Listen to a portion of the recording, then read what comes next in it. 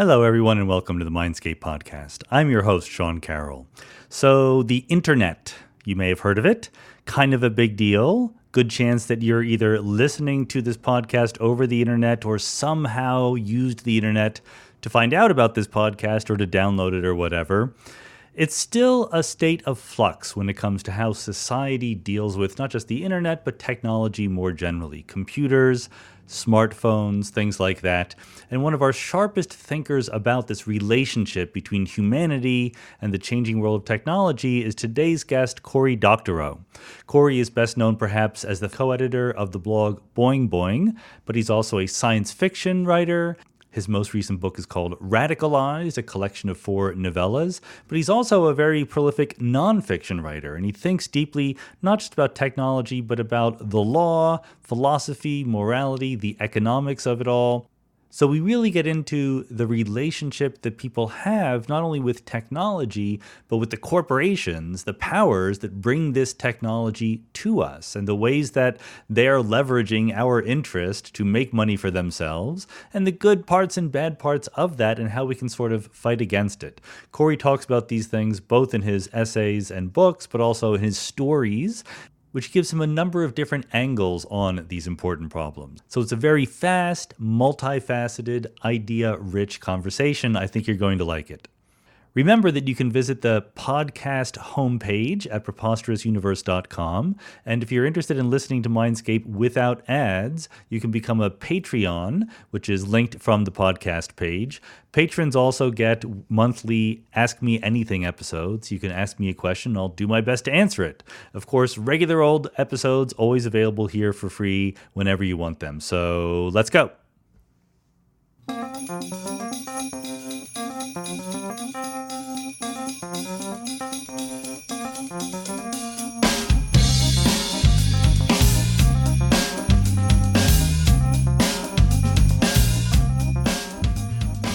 Cory Doctorow, thanks so much for being on the podcast. It's my pleasure. Thank you for having me. You've been around the internet a long time. I don't know, since the very earliest days, or at least since before we knew it as the internet.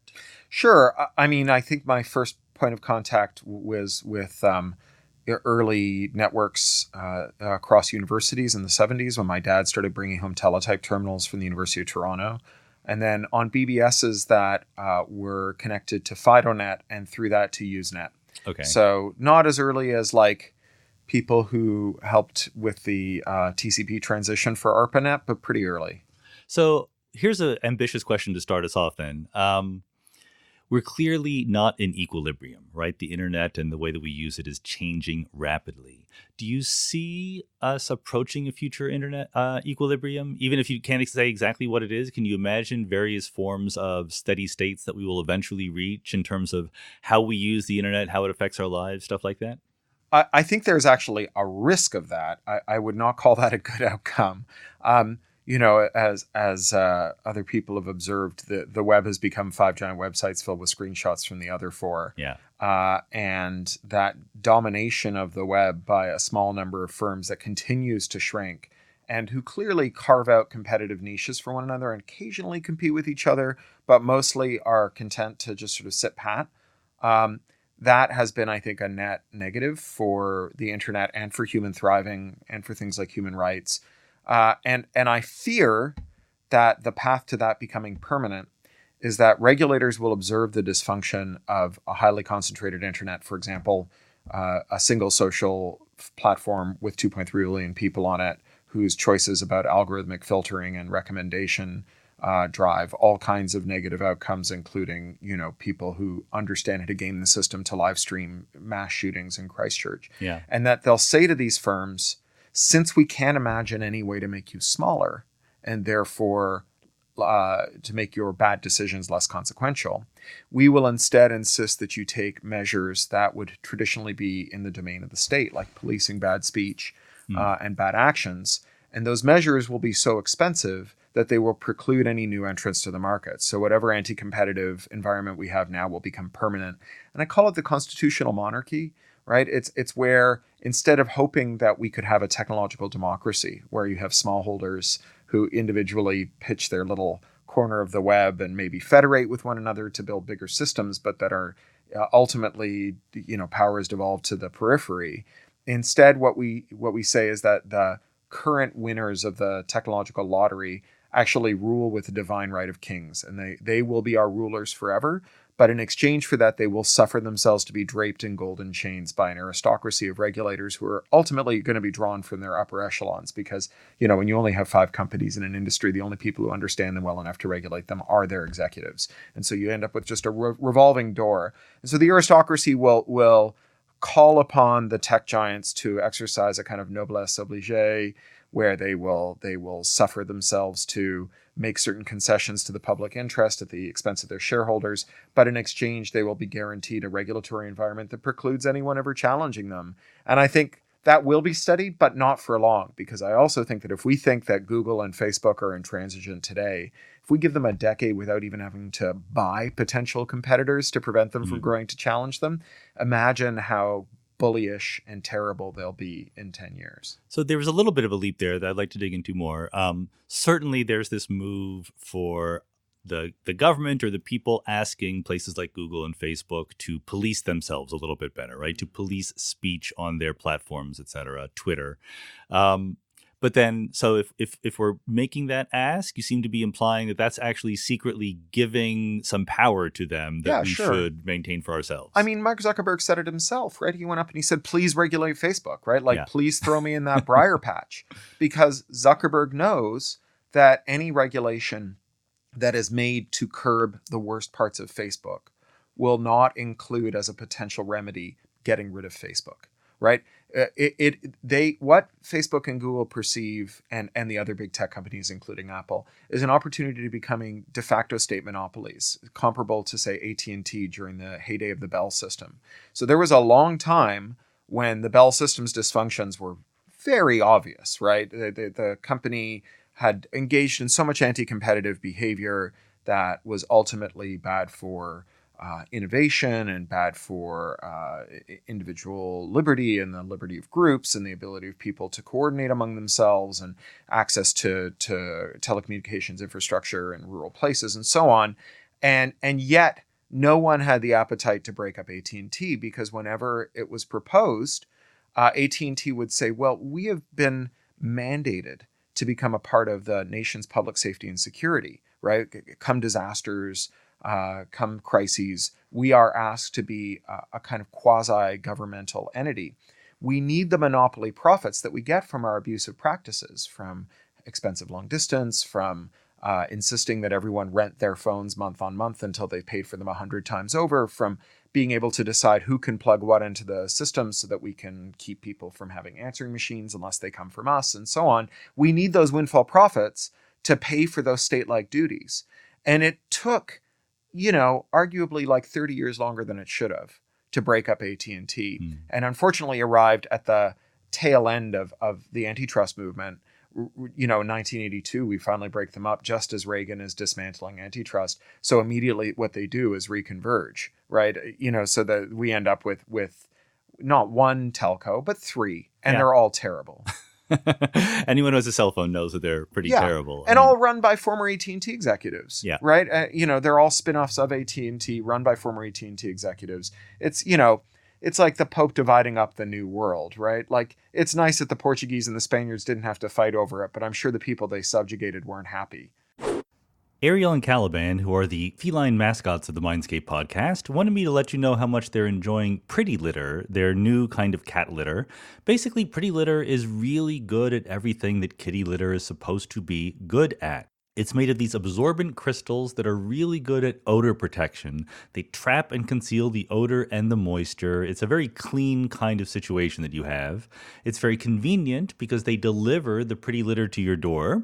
One little bag, which is not that heavy, will last for one cat for 1 month. And perhaps best of all, there's this science going on inside Pretty Litter, which monitors your cat's health.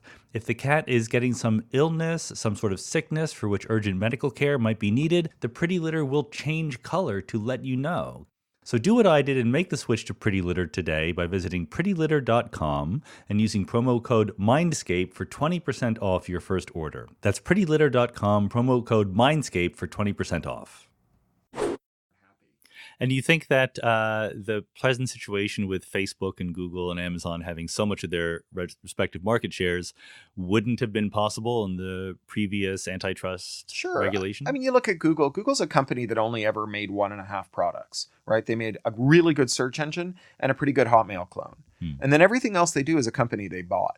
And it's a company that they wouldn't have been permitted to buy pre-Reagan, right? And it wasn't just Reagan. Reagan kicked it off, but every successive administration has reified and expanded Reagan's antitrust malpractice up to and including Obama, and certainly Trump has supercharged it, greenlighting absurd mergers like T-Mobile Sprint. The pre-Reagan era had a pretty widespread prohibition on merging with major competitors, acquiring potential future competitors as they were getting started, or cornering vertical markets. And if you look at Apple, Google, Facebook, Microsoft, it's all they've ever done, right? It's all, Yahoo's the poster child for this, right? And Yahoo's the poster child for what the terminal condition of it is, or one of the terminal conditions, which is that you can raise a ton of capital in the markets. Then you can buy up and destroy every promising tech startup for 25 years, cash your investors out several times over, and still end up with nothing to show for it. That's actually like the best case scenario, because then the company implodes. Because they were so bad at it. Yeah. Right. The worst case scenario is they do all of that but continue in a steady state, right? Back to your question about steady states, is that you end up with a permanent Facebook that just goes out and acqui-hires every promising technology company, destroys anything good about what they were making, takes the parts that can be used to enhance its monopoly and rent-seeking activity, and integrates them into its product lines. We end up with, a series of nested walled gardens, which is what we have now. Like last year, Facebook lost the largest number of American users in its history. It lost 15 million 13 to 34-year-olds left Facebook last year, but the majority of them ended up on Instagram. Right, which is a Facebook subsidiary, yes, right? Right. It is. You can imagine this just going on forever, right? Walled gardens within walled gardens, where you escape one and end only to end up in the next one over. So, what would you like an equilibrium to be if you had to put up with an equilibrium? So, I would like for there to be a stable set of what, for want of better terms, we might call constitutional principles for federation. So if you think about U.S. federalism as maybe an example, and it's obviously not without its dysfunctions, see the Electoral College and so on, that what we have are individual, autonomous, small regulatory units in the form of states, or mid-sized regulatory units in the form of states. Sometimes they get very big. We're sitting here in California, but smaller than the nation. And then we have a set of governing principles that dictate what the minimum set of personal freedoms those regulators have to give to the people who are under their within their remit. And first among them is the freedom to go somewhere else, right? And if you could imagine that we would have a set of rules about distributing malicious software, denial of service attacks, certain kinds of incitements to violence, and discriminatory conduct related to protected categories of identity, including race and gender and so on, and that people who agree to adhere to those federate with other people who agree to adhere to those. But what they do within that federation is incredibly variable. So, I know a woman, a friend of mine, who writes comic books, and her comic books are really cool, really smart on gender, kind of feminist inflected superhero comics for mainstream comics publishers. And she is the target of harassment by a small group of really terrible men on Twitter who have a method for gaming Twitter's anti-harassment policies. And what they do is they send you just revolting, threatening direct messages, which they delete as soon as you read them. Because Twitter won't accept screenshots because they're too easy to doctor. Yeah. And Twitter, to its credit, when you actually delete something, Twitter can't readily access it. It's pretty much deleted. I mean, maybe there's a backup somewhere, but you can't say to Twitter, go find that DM that was in my messages 2 hours ago, because it's gone. They can't see it, which is good. You want that. You want, if you and your group of Hong Kong protesters are planning a protest, right, you don't want the Politburo to be able to order. You want to be able to delete things. That should be a right. Yeah. Deletion's good. So, Although if I receive a DM, maybe I should be able to keep a copy of it. what if you've been arrested by the Chinese state and the person who sent you the message wants to delete the incriminating side of it? I mean, yeah, ideally I should be able to delete it, but maybe the Chinese police wouldn't let me do that. Yeah, that's fair. Yeah. Right. So you get arrested. Your phone is now in the hands of the Hong Kong security services. You are privy to a thread of messages that expose 50 organizers that you work with. They delete the messages. You want it to disappear from your phone. It's different threat models and different use cases. And actually, we're going to come to that in terms of what could be done. So then these men, what they do is they send messages in your public Twitter stream that reference this threatening message. But without the threatening message as a key, they do not seem threatening in and of themselves. And so what they can do is continually harass you, but without ever giving rise to an offense that would have them kicked off Twitter. Now imagine that Twitter could not avail itself of any legal tools to prevent a third party from making an interoperable Twitter service, right? A rival to Twitter, like a Mastodon instance that you could use to both read and write Twitter. And my friend and her dozen friends who are targeted by these 100 men could make a Twitter-alike that they could use to be part of the public discourse that takes place on Twitter, but that would have a rule that all of these shitty men were blocked. And that would allow you to recover DMs for the purposes of dealing with this kind of harassment and so on. You could now have a broad latitude within a decentralized local means of communicating with everybody else that would allow people who are targeted for harassment to deal with this 1 in a million use case, right? Because remember, Facebook's got 2.3 billion users. That means they've got 2,300 1 in a million use cases every day. So it would allow you to deal with this 1 in a million use case that is inconceivable that big firms would be able to deal with, even if they had the political will, which they don't. And you could still, on that periphery, be part of this larger conversation. You wouldn't have to opt out of being in the world just to be protected from grotesque harassment, right? That would allow you to have a use case in which you say, I want the evidentiary Twitter where DMs are not deleted, right? I want to be able to retain them even if my counterparty doesn't. And you could opt into being in that Twitter. And you wouldn't have to wait for Twitter to adjudicate your case to decide that that's what you want. So you're imagining there's like 20 different clones of Twitter, each with different rules and also interoperability? Yeah. As part of our future utopia equilibrium? Yeah, so that you would have not just interoperability through standardization, which you might call voluntary interoperability, and not just interoperability through indifference, which you might call indifferent interoperability. You know, the people who make your car don't care what you plug into the cigarette lighter. Apple really wants everyone who makes an app to follow a set of interoperable terms. So they've got voluntary interoperability or enthusiastic interoperability. Your car manufacturer's got indifferent interoperability. Those are both good and really important. Standards fall into that category and so on. I'm talking about adversarial interoperability, right? That's when I plug something in that you really don't want plugged in because it helps me improve my life or the life of my customers or users, right? And so that would be like third-party printer ink. So imagine if Twitter could avail itself of technical countermeasures to try to block people who scrape their waiting Twitter messages and move them into a Twitter-alike service with their own rules, but they couldn't sue over patent infringement. They couldn't sue for violating terms of service. They couldn't sue under the Digital Millennium Copyright Act and its prohibition on circumvention. They couldn't bring a tortious interference claim. That you would have blanket immunity for all legal theories for any activity that creates interoperability that allows users to have more control over the technologies that they use.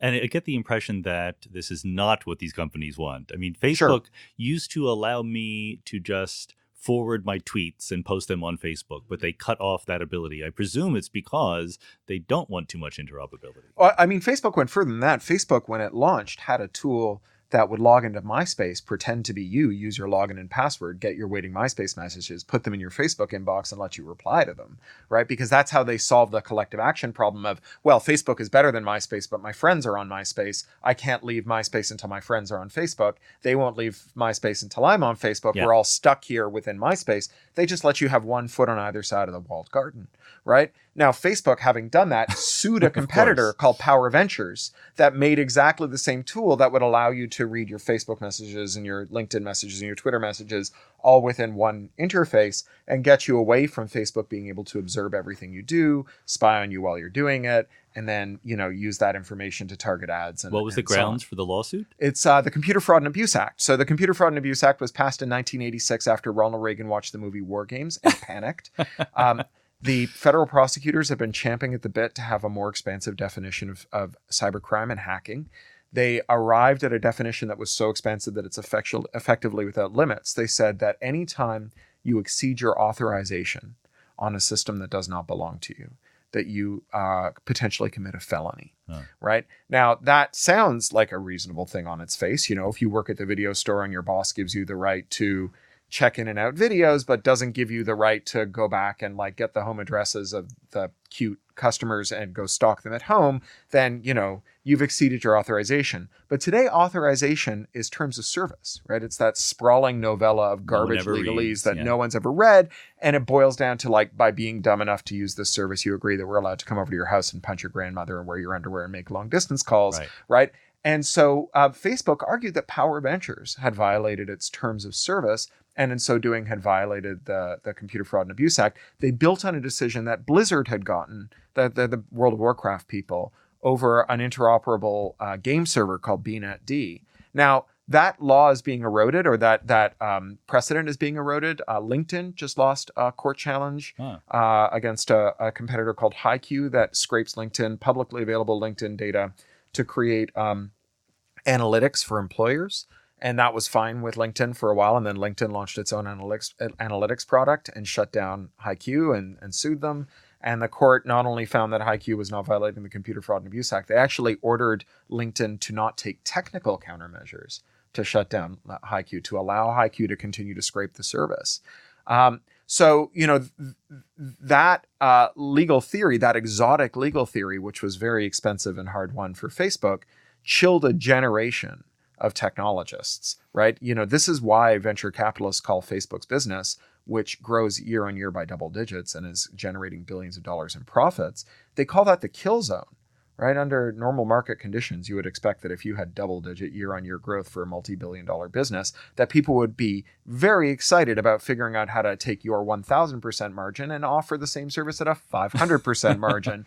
But no, right? The Facebook stands alone. No one will fund you to compete with Facebook. The last company that really tried in earnest was Snap.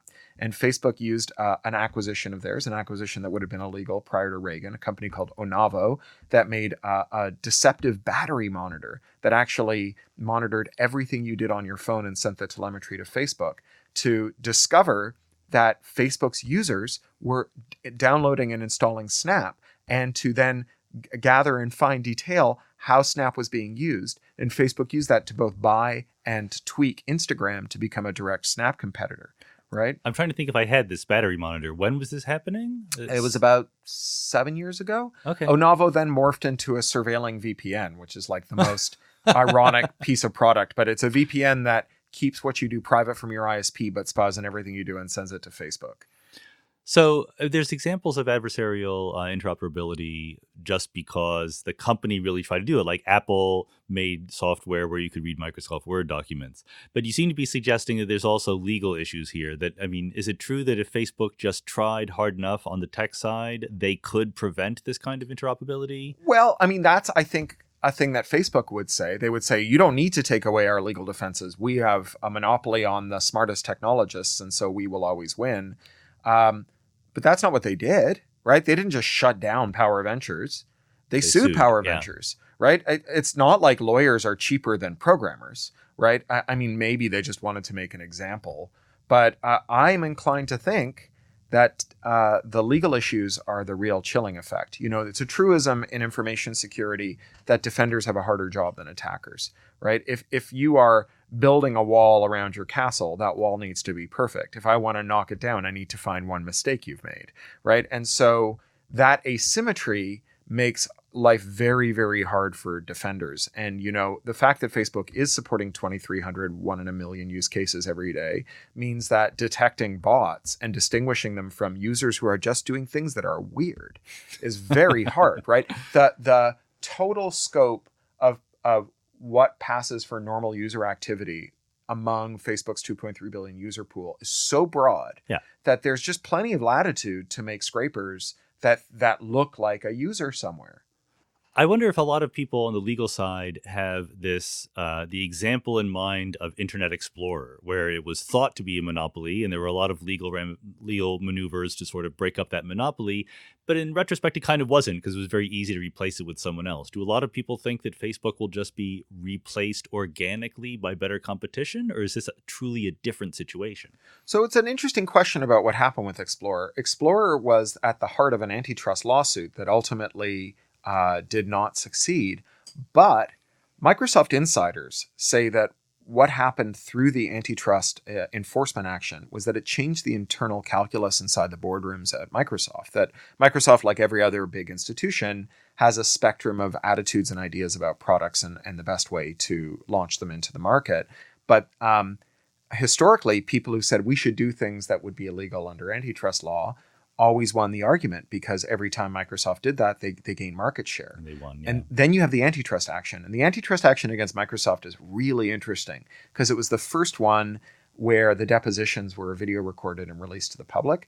And Bill Gates, when he was deposed, lost it. So, he's on the spectrum, and his spectrum behaviors became very, very obvious during that deposition in a way that we had not seen in Bill Gates' public appearances. He starts rocking, he starts stimming, and then, when he's talking to them, he's very belligerent and very unsympathetic, right? And there is a story from Microsoft insiders that says that after that, every time anyone proposed doing something really terrible, someone in the boardroom would say, don't make them put Bill back on the stand, right? It is often credited with the growth of Google, right? How did Google manage to avoid the kind of anti-competitive behavior that Microsoft was happy to engage in with every other competitor?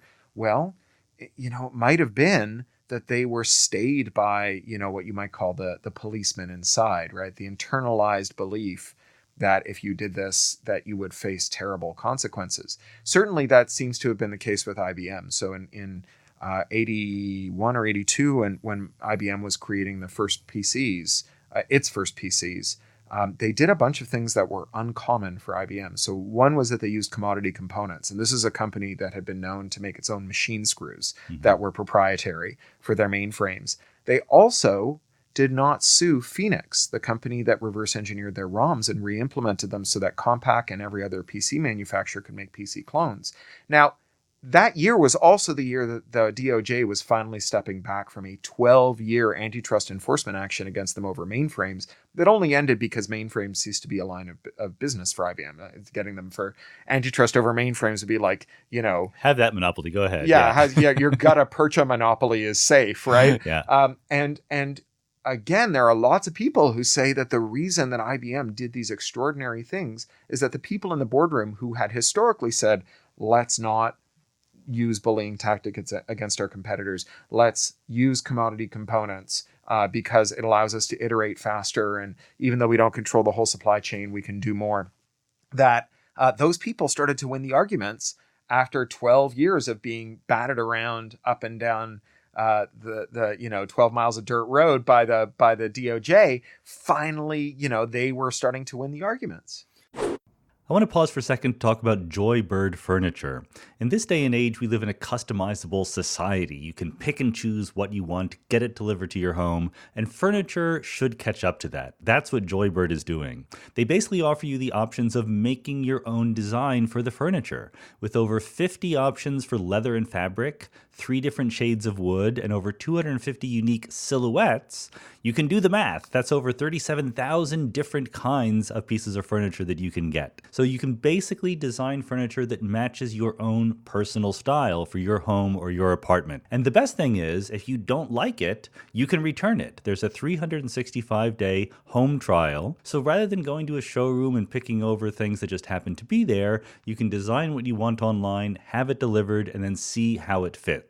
So you can create furniture that matches your own style at joybird.com/mindscape. That's joybird.com/mindscape. And you can receive an exclusive offer for 25% off your first order when you use that code Mindscape. So design your personal pad today.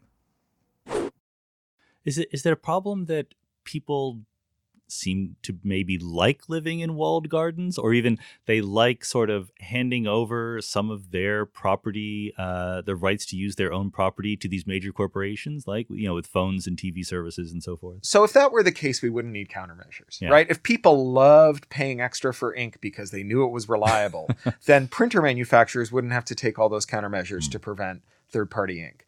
And if people loved the convenience of letting Apple decide which apps they could use, then Apple wouldn't need to take so many countermeasures to prevent third-party app stores. The reality is that locking users in creates a kind of moral hazard, right? It takes all the things that are good about your product that your customers actually like the reliability of your ink or the fact that the apps are vetted and of high quality, and invites you to abuse that trust, because you know that if you abuse the trust once they've kind of wandered into the walled garden, that there's no way for them to use markets to punish you, right? And so you see the monotonic ratcheting up of printer ink and of incredibly restrictive terms over printers. So, HP now makes printers where you only rent the ink. And so you subscribe. Wait, really? You rent the ink? You subscribe to a certain number of pages per month, and it doesn't matter how much ink is in your printer. If you've exceeded your page budget, your printer won't print, right? Hasbro just did this with its new Nerf gun. They have a Nerf gun that won't fire third-party darts, and it uses technical countermeasures to prevent you from firing third-party darts. If people loved Hasbro's darts, those countermeasures would be superfluous. I think of the K-Cup coffee makers as the quintessence of this, right? Yeah. Like, you buy the machine, but then you're on hook for the rest of your life to these little cups.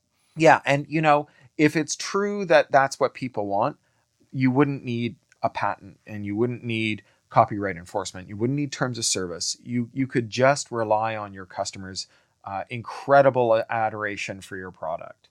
But people do seem to like Facebook, right? Or at least, most 13 million people left it last year. Yeah, that's true. Facebook has at least as many hostages as it has users. Yeah. Right. Again, I think that there are plenty. By the way, this is totally me being devil's advocate. I've basically left Facebook because I find it repellent. But I'm a Zucker vegan. I don't use any Facebook products. I think that Facebook does have this incredible advantage that is separate from its monopoly advantage, which is the network effect, right? I am skeptical of network effects as the kind of central explanation for how we ended up with these monopolies.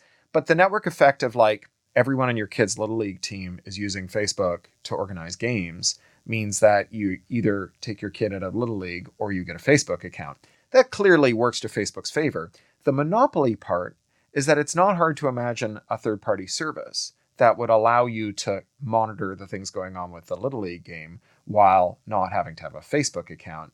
Facebook, it's very interesting, in the wake of Cambridge Analytica, has used the moral panic over Cambridge Analytica to militate against any service that would allow you to do that, because they say, well, if you can monitor the Little League game, maybe you could evade our anti-harassment or anti-data mining or anti-political manipulation tools. You should, and in fact, Zuckerberg, in these leaked audio recordings that were just came out this week as we're recording this, from his internal meetings, he says that Elizabeth Warren is misguided in wanting to break up Facebook because only someone with the kind of resources that Facebook has could prevent political manipulation, right? I mean, it's a benevolent dictatorship. Yes. Well, and it's hilarious that Zuckerberg's answer to his catastrophic failure to prevent political manipulation is to entrust him and deputize him to prevent political manipulation. And talk about fool me twice, shame on me.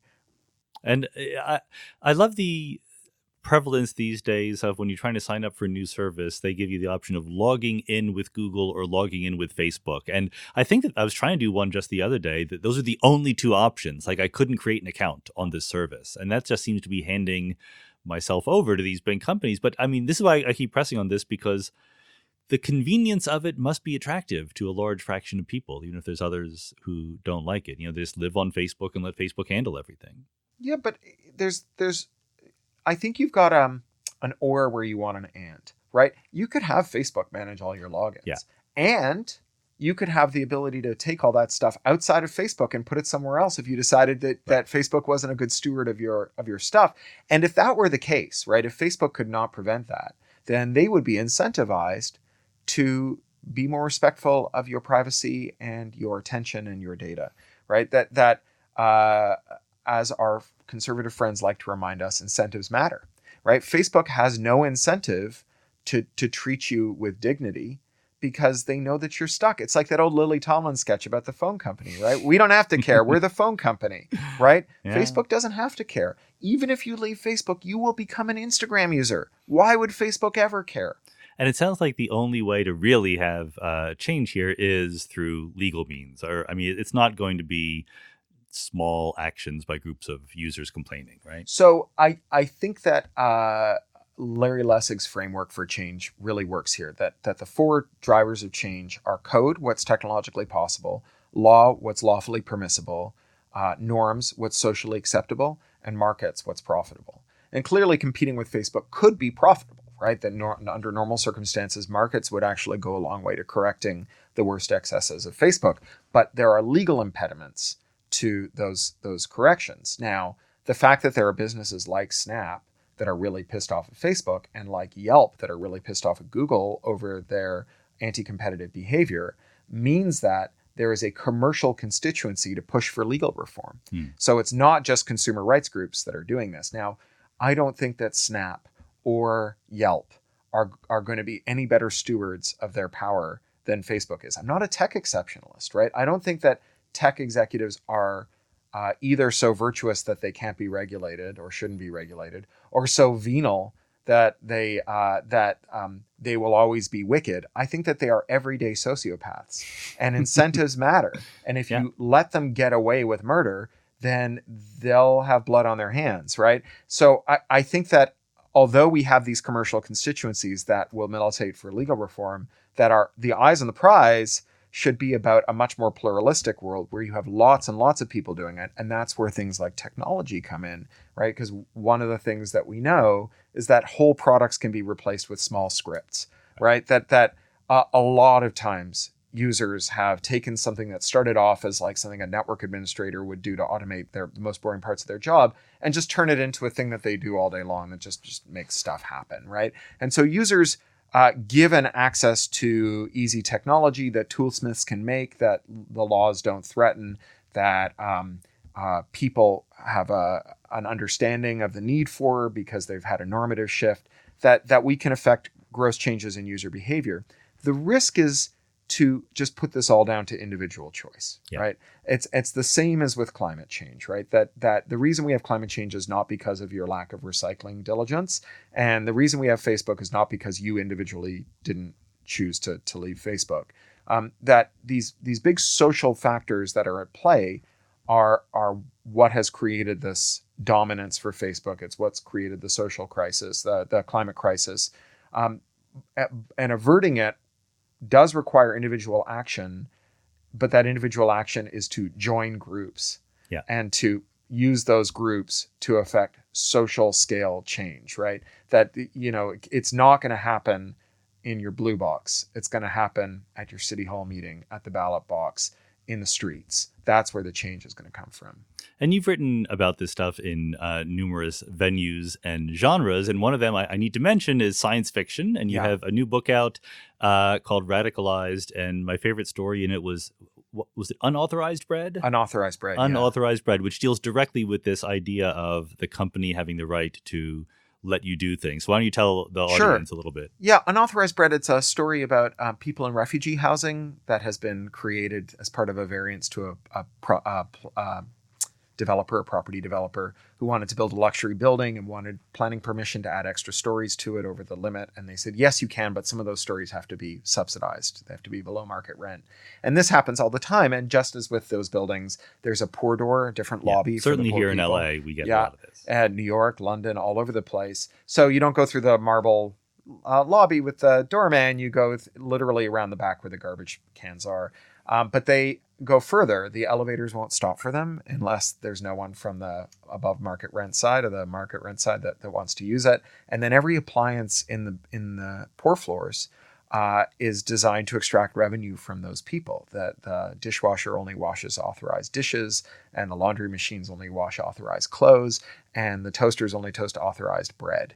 And this is this extractive program that we see already in lots of places. It's not that much of an extrapolation. Yeah, the poorer you are, the worse the technology treats you.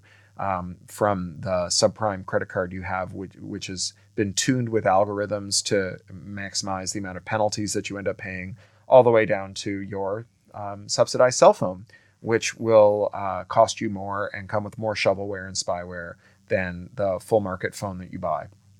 It's not always true that if you're not paying for the product, you're the product. You can also be the product if you're paying for it, but you're more of the product if you're not paying for the product. And this is bad enough, but then the kinds of hedge funds that like to back this kind of business are also the kinds of financial engineers who periodically take their business through a bracing structural bankruptcy for the purpose of shedding debt and restructuring.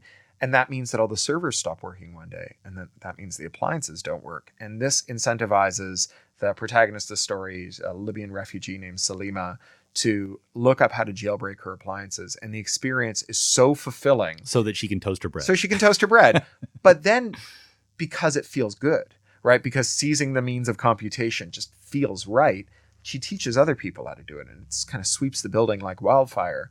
And the story takes a turn when these companies start to restructure to bankruptcy. And thanks to the Digital Millennium Copyright Act and Section 1201 of it, which makes it a felony to bypass copyright locks, they're now all facing felony prosecution.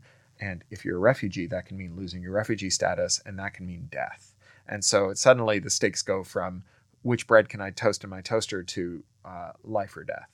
And how do you find the sort of effectiveness, both sort of in getting the message out, but also just for your personal pleasure in writing that in the science fiction vein versus just a straightforward article or book? Well, I do both. Yeah. And right, so you can I think compare both are in a way necessary. That most people yeah, and both are necessary. But I have a theory of change I call peak indifference. Okay. Which is that when you have a real problem, but where that problem's cause and effect are separated by a lot of time and space, sometimes it's hard to know whether there is a real problem or what you should do about it. Whether that's smoking and cancer or climate change or making bad technological decisions. And if you neglect that problem, then over time it will create mounting debt, right? You'll get sicker from the cigarettes, that your house will burn down or be flooded out. Your technology will start to abuse you in more grotesque and gratuitous ways. And so after a while, the job of an activist moves from convincing people that there is a problem to convincing them that it's not too late to do something about it, because denialism can slide into nihilism in just a hot second, right? You can go from like, I'm sure the rhinos will be fine to like, all right, there's only one of them left. But since there's only one left, we might as well find out what he tastes like. And that's right now for climate change. Sure. Right? That's exactly what we're hearing right absolutely. now. The same people who said there never was a problem are now saying you can't possibly solve the problem. Or on the right, you have the rise of eco-fascism, which, was an ideology espoused by the Christchurch killer who says, oh no, climate change is real. That means that we have to get rid of half the human race, and it should be the brown people. Yeah. Right. And that's a surprise. It's an old ideology, right? Hardin, who wrote the Tragedy of the Commons, was an eco-fascist. And the Sierra Club's early founders were dabbled in eco-fascism and so on. But it's come roaring back. It's become a major motif in our society right now, especially among the far right.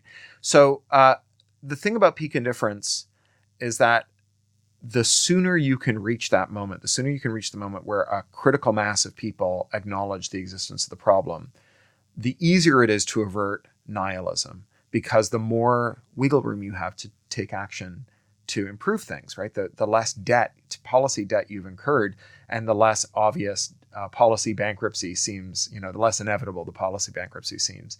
And fiction is a really good way to make people vividly imagine the consequences of long off activities. Nonfiction can do it. I mean, The Silent Spring is obviously like an example that often gets cited.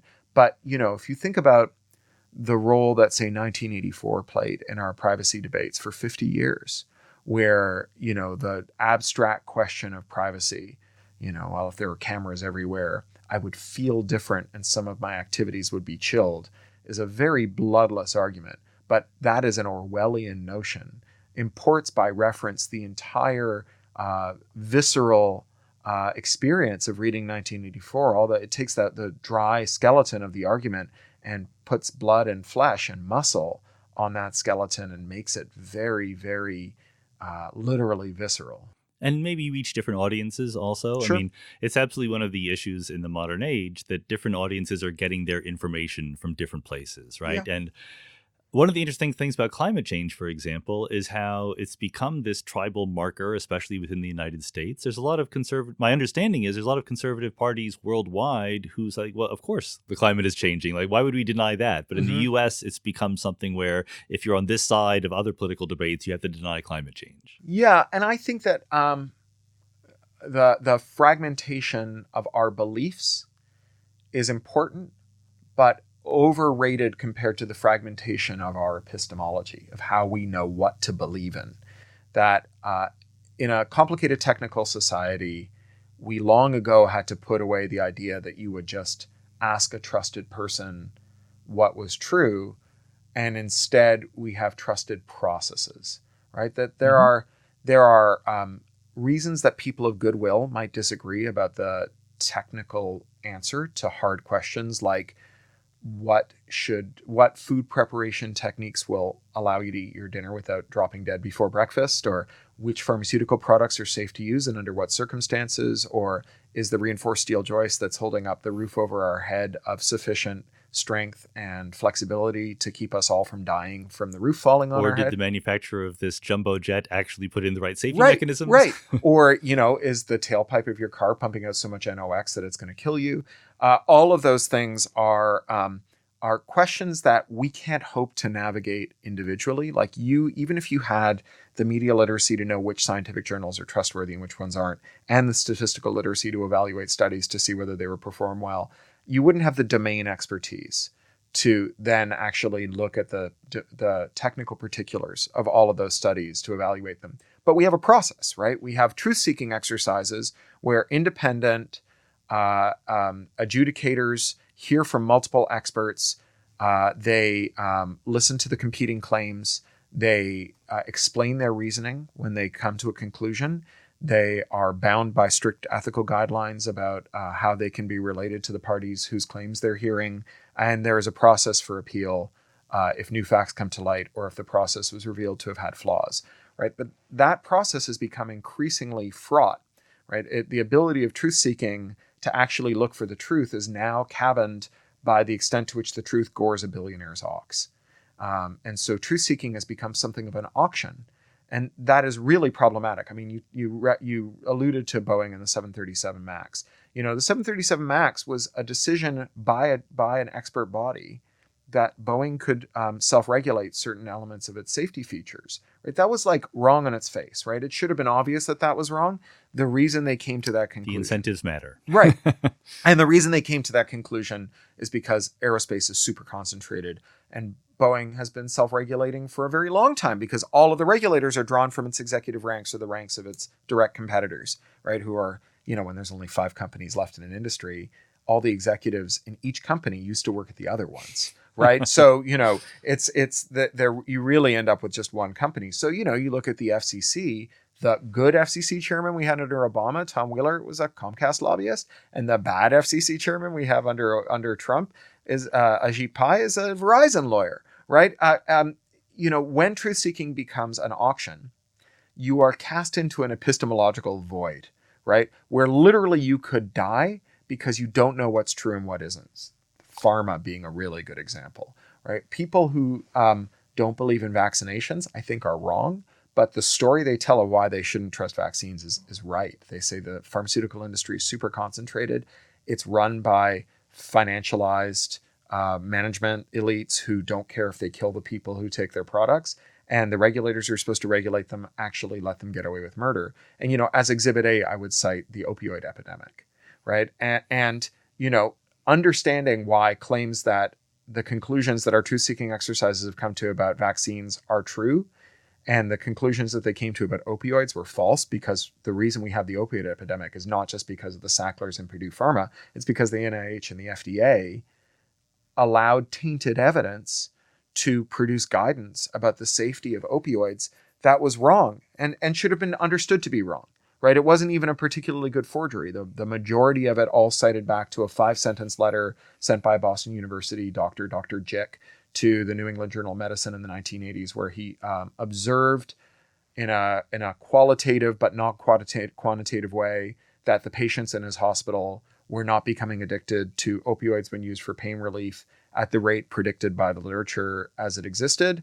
And it was literally just a letter, not a study. It became the most cited thing that the New England Journal of Medicine ever published. They call it the 5 most consequential sentences in the history of the New England Journal of Medicine. Yeah. It should have been obvious, right? It should have been obvious to anyone whose job it was to keep the pharmaceutical companies honest, that this was not about what was healthy or safe. It was about what was profitable.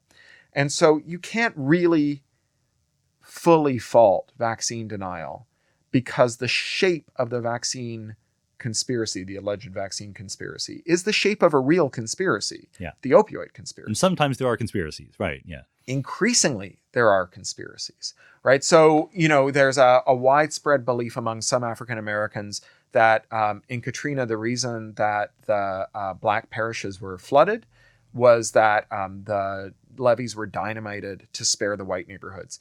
I don't think that happened. It seems that didn't happen. However, in the 50s in Tupelo, Mississippi, they dynamited the levees to flood the black neighborhoods and spare the white neighborhoods. And so in the absence of confirming or disconfirming evidence, the hypothesis that maybe this happened, once is accident, twice is coincidence, 3 times is enemy action, like if it's happened a bunch of times, it's not unreasonable to think maybe it happened again. You scratch a ufologist, you find someone who knows chapter and verse about real military and aerospace cover-ups. Yeah. Right? Now, I don't think that Area 51 is stuff full of aliens, but I do think that there are military cover-ups, right? And so, what we end up falling back on, rather than does the truth-seeking exercise think it's true or not, is this heuristic of, does someone who says things that have turned out to be correct tell me that there is a conspiracy afoot? And if so, I guess I'll just trust them based on whatever they say. Donald Trump tells you the system is rigged. The system is rigged. And then when he tells you that climate change is a Chinese hoax, he is credible, because he was the only politician during the debates who would say the system was rigged. And that part was true, right? He was going to rig it more, right? But he wasn't lying about that. And, I think that this epistemological crisis, our inability to know whether something is true as opposed to what we believe in, that this more than anything is responsible for the fragmentation in our beliefs. And we focus too much on the fire and not nearly enough on the kindling piled up all around the base of the trees. If you're a frequent podcast listener, it makes sense that you're also a fan of audio books. And Audible has the world's largest selection of audiobooks and audio entertainment, including original content. It's just so convenient, right, to be able to listen to a book, no matter how short or long, when you're going to work, when you're walking, when you're working out, when you're doing other things. You can listen to Audible on your mobile device, Bluetooth, whatever it is that you like to use. And Audible members get more than ever before. Every month, you can choose one audiobook, regardless of price, as well as 2 Audible originals from a fresh selection. You can also get free updates from the New York Times, the Wall Street Journal, the Washington Post, delivered daily to the app. I have 4 different books that are available on Audible. The Big Picture was the other one that I read myself. I spent a lot of days there in the studio reading, so it would mean a lot to me if you downloaded The Big Picture from Audible. Go to audible.com/Mindscape or text Mindscape to 500-500. That's audible.com/Mindscape or text Mindscape to 500-500. Choose your one audiobook and 2 Audible originals absolutely free by using that code. Start listening today. But where does it fundamentally come from? I mean, what is the difference between now and 50 years ago on this? Is it just because the ways that we get our information is different, or is it? No, I think it's monopolies. Okay. Right, and I think it's inequality. Right, I think it actually has the same root as what's going on the internet. That if you want to look at it through Thomas Piketty's lens and the capital in the 21st century, you have a period through most of the world in which the share of wealth owned by the richest was very high and the share of wealth owned by everyone else was very low. There were a couple of events that ended up rebalancing that temporarily. French Revolution was one. Manumission in America was another one. The majority of wealth on America's national balance sheet was in enslaved Africans. The conversion of enslaved Africans in law from assets to humans wiped a substantial fraction of the gross national wealth off the books. And since the majority of that wealth was held in a few hands, you ended up with a much more equal civilization, a much more equal nation, one of the most equal in the history of the world. And that what happens after that is a period of enormous growth and pluralism. It's by no means perfect. I mean, Reconstruction, Jim Crow are obviously not pluralistic policies. But the policies overall, compared to the pre-Civil War policies, are much more pluralistic and inclusive. And that's in part because the rich people didn't have as much money, and so they couldn't spare as much to affect policy outcomes. And the other thing Piketty says is that over time, wealth concentrates. That even in fast-growing dynamic economies, everything else being equal, rich people get richer. And he, has this great parable where he contrasts the fortunes of Bill Gates, Microsoft founder, with Lillian Bettencourt, the heiress of the L'Oreal fortune, richest woman on earth, who's never done a day's work in her life, with Bill Gates, investor. So after Bill Gates quit Microsoft, he had an equally long career as a financial plumber, moving money around as opposed to making things that people needed. And Bill Gates' fortune over the period in which he founded this most successful company in the history of the world grew more slowly than Lillian Bettencourt's fortune. So the new money in Lillian Bettencourt's bank account over the same period, as someone who did nothing but owned assets, were larger than Bill Gates's fortune. But Bill Gates's fortune as an investor grew by more than either, right? So just being someone who owns things will always, all other things being equal, make you richer even than people who do things that make all of our lives better. And so over time, wealth begins to concentrate. So you have a bunch of events that make wealth more equal, and then wealth concentrates and concentrates. And one of the things about concentrated wealth is it's intrinsically unstable because you can't follow policy to places that are good for society. Instead, you have to follow policy that creates parochial benefit for rich people. And that over time, that policy debt manifests in political instability, which creates revolutions or wars or other kinds of crises or catastrophes. In Piketty's view, the big one was World War I, the interwar period, and World War II, which was the largest capital destruction in the history of the world, because the capital prior to that had been held in so few hands. Perforce, the majority of capital destroyed belonged to rich people because they were the only people who had any money. And then you have what the French call the 30 glorious years, les 30 glorieuses, right? The creation of the welfare state, the most prosperous period in human history. And over time, you also have an accumulation of wealth, right? The rich are getting richer. By the mid-70s, the share of wealth owned by the top decile has reached a tipping point. And you start to see, the projects that elect Reagan, that dismantle progressive taxation, that dismantle redistributive policies that limit intergenerational wealth transfer, like inheritance taxes. You start to see the dismantling of antitrust protection, of labor protections, all of the things that are pluralistic and generate public good in favor of private good for an increasingly small cohort of increasingly wealthy and powerful people. But how does this lead to the anti-vax movement? It creates industries that only have 4 or 5 players. Okay. Right? That have so much money that when the FDA is considering what to do, chances are everyone who's working at the FDA in a decision-making role used to work for one of those companies. And those companies have a lot of money to spend lobbying the FDA. Right? That's the same way you get the network discrimination policies under Ajit Pai. It was one of the most expensive regulatory adventures in the history of any industry, killing net neutrality, right? And it was only possible because Comcast had cornered these monopolies and AT&T had cornered these monopolies where they divided up America and said, we will serve here and you will serve there and we won't compete with each other. We'll make more money by charging more for delivering less and systematically under investing in infrastructure, pocketing money intended for infrastructure build out in rural places and underserved places without delivering that either. And we will use some of that surplus capital. Most of it will go to our shareholders, right? But we'll use some of that surplus capital to continue to lobby for even more lax rules that benefit us more at the public expense. That at its core is just truth-seeking exercise as auction, right? That's what it means to influence policy for parochial rather than public benefit, is to turn the truth-seeking exercise into an auction. So a really good example of this that makes it super obvious that truth-seeking can become auctions is in West Virginia. When we think of West Virginia as coal country, it's actually chemical processing country. It's the major industry there is chemical processing. And because of monopolization, one company is larger than all the rest put together, and that's Dow Chemicals. So Dow, when the chemical industry lobbies West Virginia, it's Dow lobbying them. So the chemical industries lobby group lobbied the state of West Virginia for variances in the national limits on how much toxic runoff from chemical processing could enter the drinking water supply. And they argued that the national levels were too restrictive and that West Virginia could have less restrictive rules. And they argued for that on the basis that the national levels were set based on the national BMI and that West Virginians are so much fatter that the poison would be more dilute in their tissues, and that also West Virginians hardly drink water, right? This was their basis for asserting this. Now, like, you're a Californian, you remember before we had recreational marijuana, we had medical marijuana.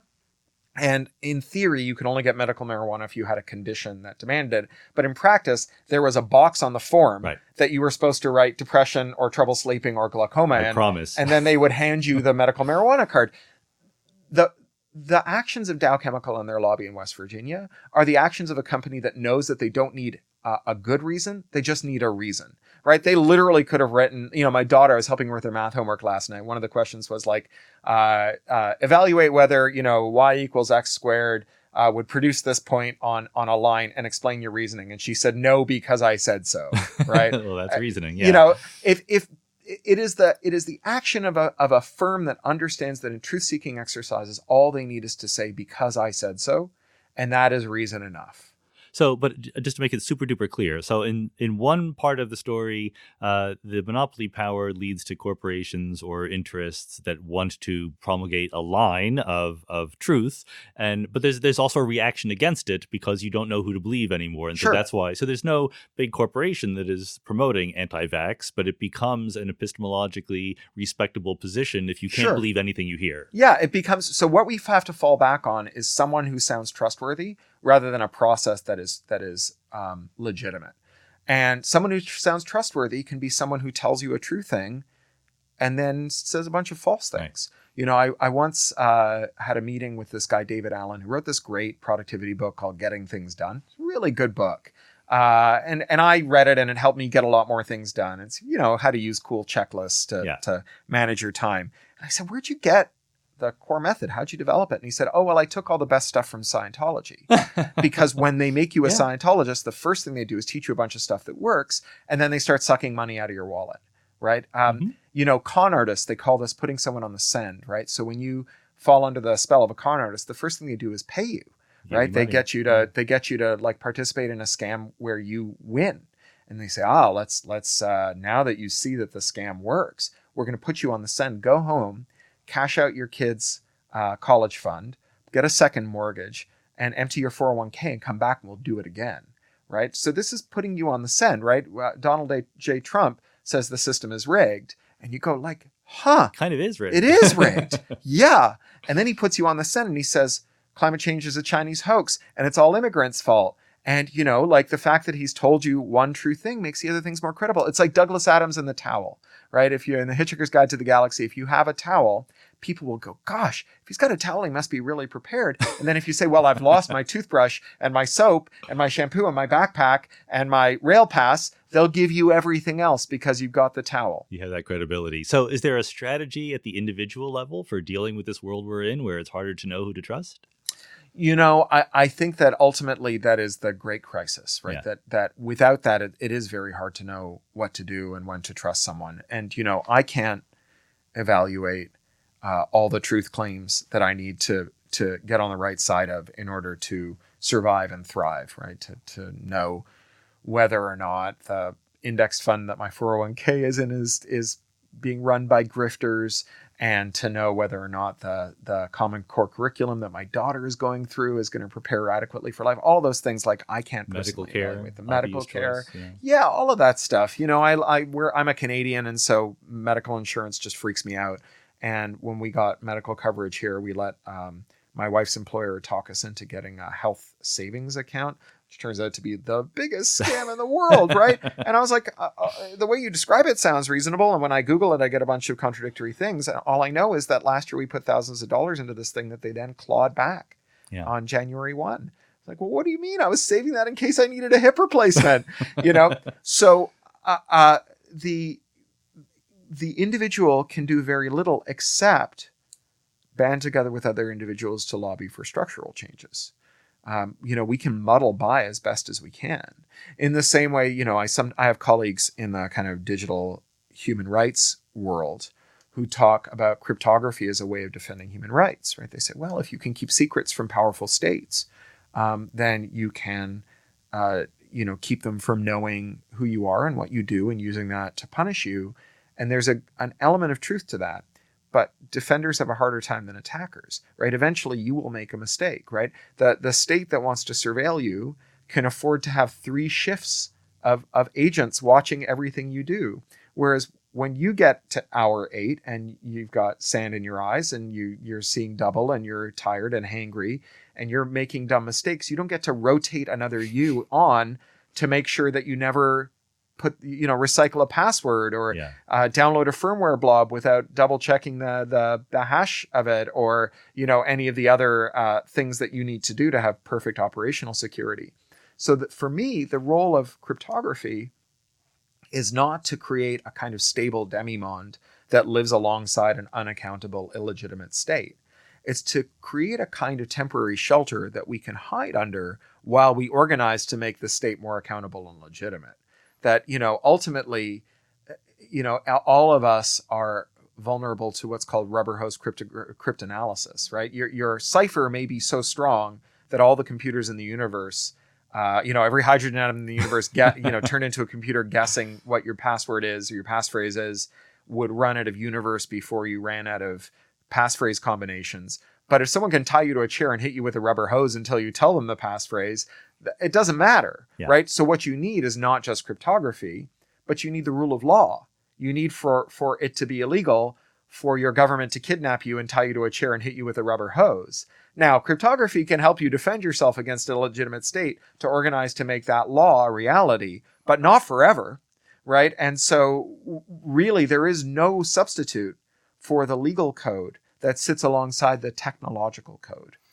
And does that help also? I mean, it's not only that I want to be right and it's difficult to know who to trust, but I want other people to be right too. And I don't necessarily trust that the typical median voter, for example, is trying that hard even to be right. I mean, what are the systematic strategies we can use just to share truth more widely throughout our society?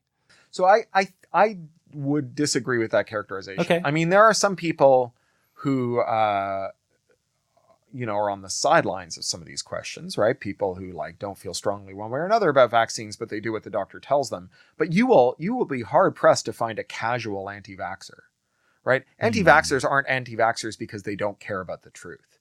Anti-vaxxers, to harden that position requires really deep effort, right? A lot more energy than most of us put into most of the technical aspects of our lives, right? To be an anti-vaxxer, if you think about vaccines as just one of the many health interventions that are made in your life over the course of your life, to be really into it, I mean, it's nerdy, right? It's like being really, really, really into differential transmissions or something, right?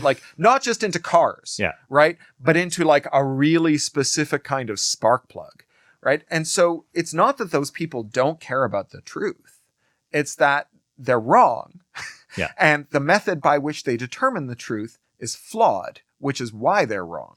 But it's not that they lack fervor to discover the truth. So giving them better ways to figure out what the truth is the biggest part of the... Creating legitimate systems that we can point at and trust. Right. Sometimes people will get on about the 50s and its complacency and the time in which everyone trusted their government, even as their government was, engaged in dirty wars in South Asia or, post-war reconstruction, colonialism in the Pacific Rim or whatever.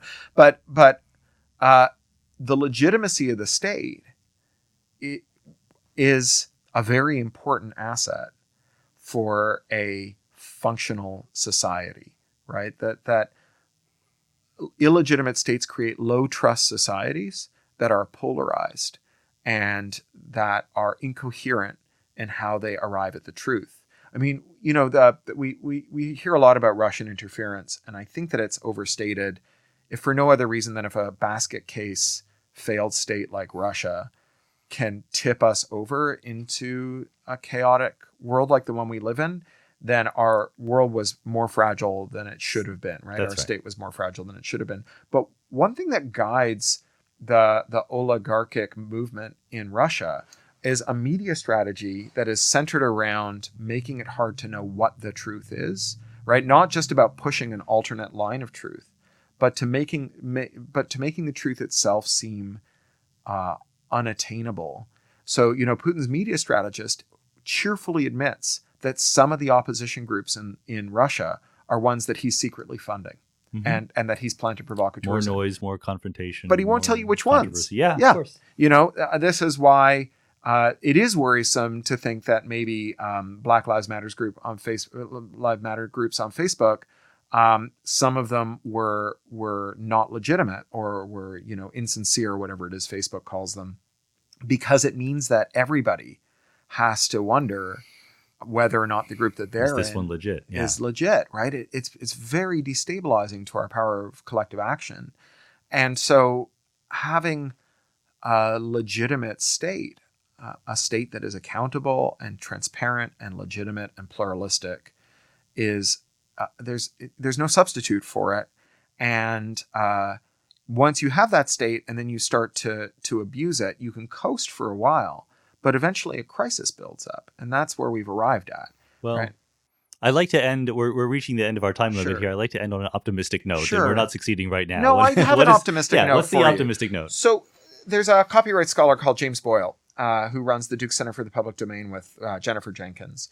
And Jamie wrote a book called The Public Domain, where he talks about information politics by means of the metaphor of environmental politics. And he says that before the term ecology was coined and came into widespread use, you had people who cared about whales, and you had people who cared about fresh air, and you had people who cared about tailpipe emissions, and you had people who cared about the ozone layer.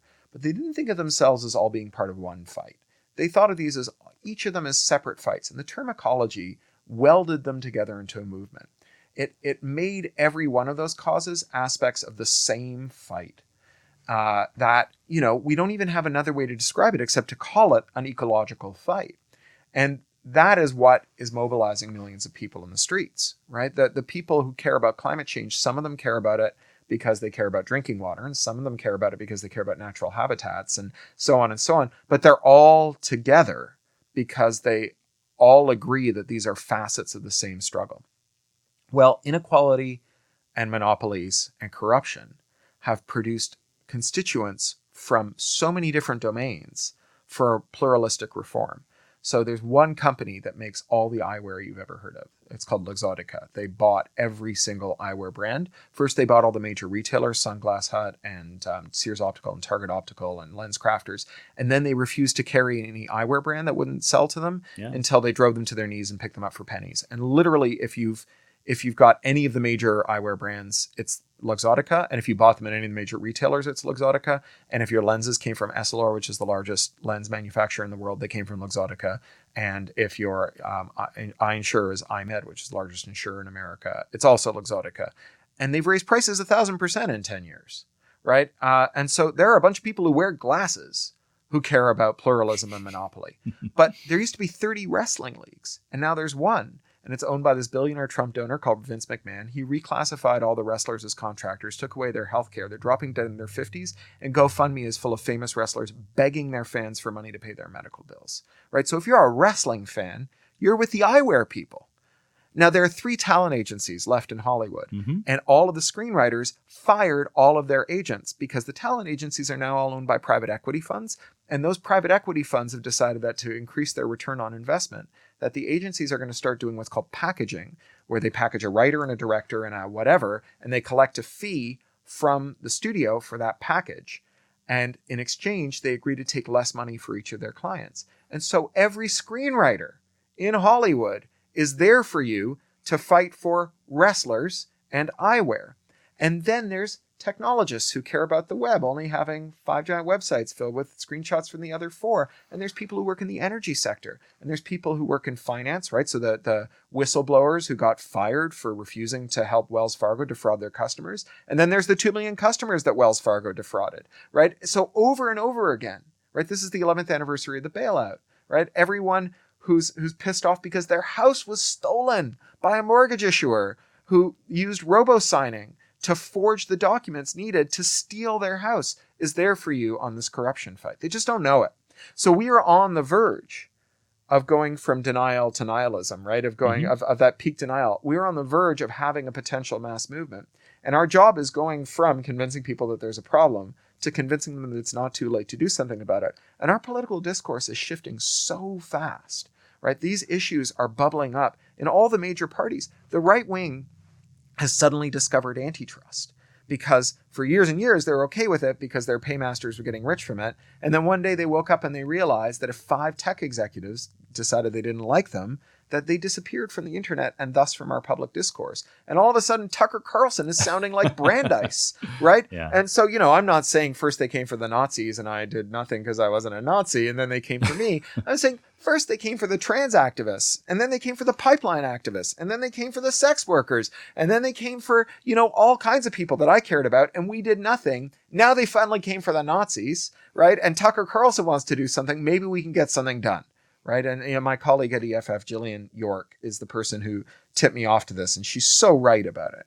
And so we are really on the verge of a moment in which everybody figures out that this is the issue of our day, that climate change denial and vaccine denial and bridges falling down and infrastructure underinvestment and, the racist policies that have created the refugee crises in Central America, that all of these are aspects of corruption and that we're all on the same side when it comes to fighting corruption, except for a tiny minority of billionaires who are themselves increasingly of the opinion that they need to find expensive bolt holes to hide in when people start building guillotines on their lawn.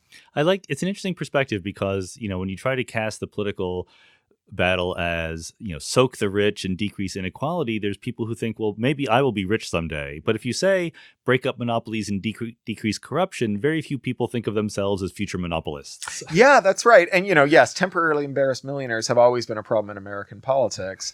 As have, what the left called bootlickers sometimes, the people who are like, well, there are social betters, we should just let Elon Musk get on with it because Iron Man is the greatest. But yeah, nobody idolizes monopolists. Yeah. Except for, Peter Thiel, right? Who will tell you that monopolies are efficient because competition just wastes so much resource. Yeah. Why can't we just have our wise philosopher kings? I was just going to say, Plato said the same thing about democracy. Yeah. Anyway, plenty to think about. Cory Doctorow, thanks so much for being on the podcast. My pleasure. Thank you.